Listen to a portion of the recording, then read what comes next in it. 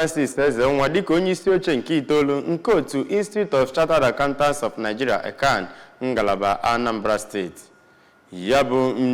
idu iyi ọrụ were ọnọdụ n'Awka isi obodo Anambra State ma bụrụ nke eze ọdịnala ụga dị na kansụl Agụata bụ Igwe Dr. Stephen Ezenwugo nọ na ya. Joseph Egbeọcha nọkwa ebe afọ n'afọ ABS nụrụ akụkọ wetara anyị.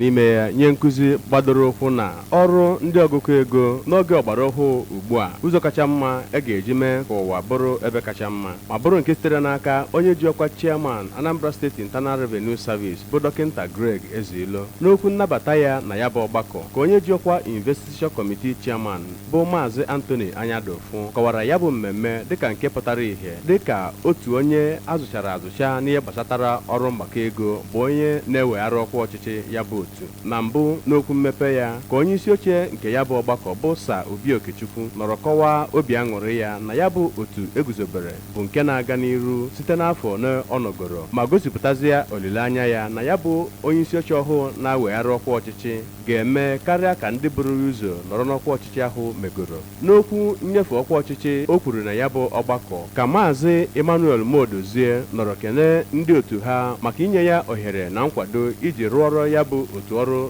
n'ụzọ dị iche iche ma bụrụ nke ọ kọwara na-anọ n'ime ya nweta nzere dị iche iche ma mee ka amamihe ya towanye gbasara ya bụ otu ma gwazie ndị otu ha ka ha gbaa mbọ hụ na ha nyere ya bụ nwa amadi na-ewegharị ọkwa ọchịchị ụdị nkwado ha nyere ya iji hụ na o mere nke ọma. N'okwu nnabata ọkwa ọchịchị o kwuru na ya bụ ọgbakọ ka Maazị Ezenwa nọrọ kwupụta olileanya ya na site na nkwado ndị otu ahụ ga-enye ya na ya ga-eme karịa ka ndị ọzọ megara iji hụ na ya bụ otu bụ nke na-aga n'iru. Ya bụ mmemme bụ nke a nọrọ n'ime ya chọọ nta ego maka ụgbọala ya bụ otu na mpaghara ebe ahụ bụkwa nke a nọ n'ime ya nye ọtụtụ mmadụ onyinye nkwanye ugwu. Site n'Awka, abụ m Joseph Egbeọcha maka akụkọ ụwa ABS.